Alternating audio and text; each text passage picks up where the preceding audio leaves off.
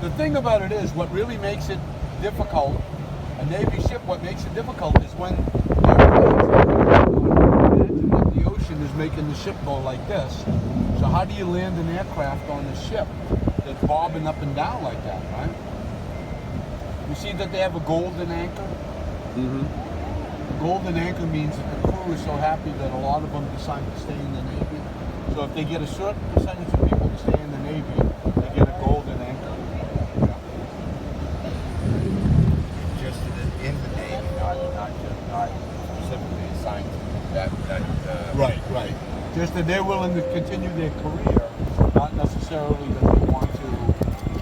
Not necessarily that they want that. They're probably lying. Maybe the ship is either moving or has moved.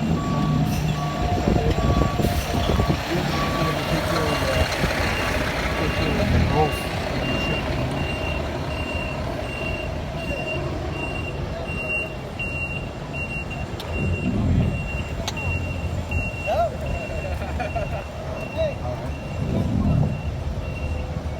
Now, down on the end there, you see that ship over there? The one down on the end there? Yep. Yeah, I got it. Is that the same The carrier? one on the left-hand side. Oh, That's called an Aegis cruiser. And you see those square patches on it, or those? Yeah. Those are actually radar that see 360 degrees for 200 miles. And that ship, what they'll normally do is they'll put the aircraft carrier in the middle, and then put 4 of those ships around them, so they technically can see extending out from the aircraft carrier for almost 450 to 500 miles. So any missiles coming at them, any airplanes coming to attack them, anything like that, they can see it and they can fight it off before it gets to the carrier, because the carrier is always the most important ship.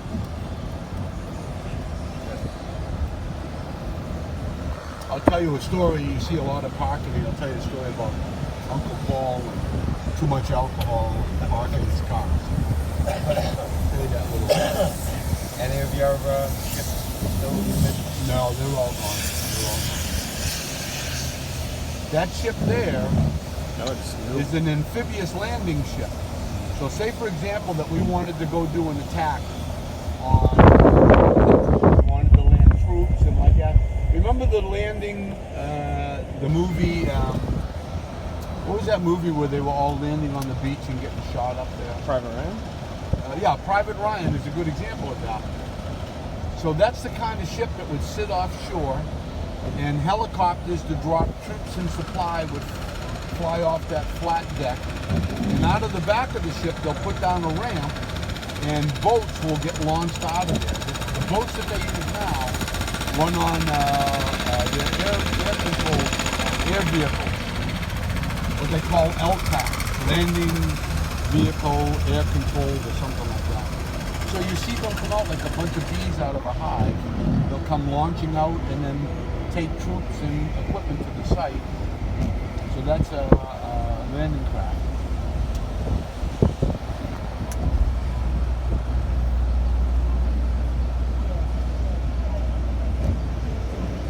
And then the one on the left, I think, is it's a similar kind of ship, but it's an older version of the same ship, LHD, landing ship, helicopter. They get a lot of ships in port, huh, Paul? They do. Is it usually this many? No, not usually. I don't know what. These are probably Army Burke type destroyers. A destroyer's job is to fight submarines. So what they do is they get kind of close to. So what they do is they try to go and protect the aircraft carrier by listening under the water with sonar to listen for noise from a submarine, bubbles or noise from it moving or something like that.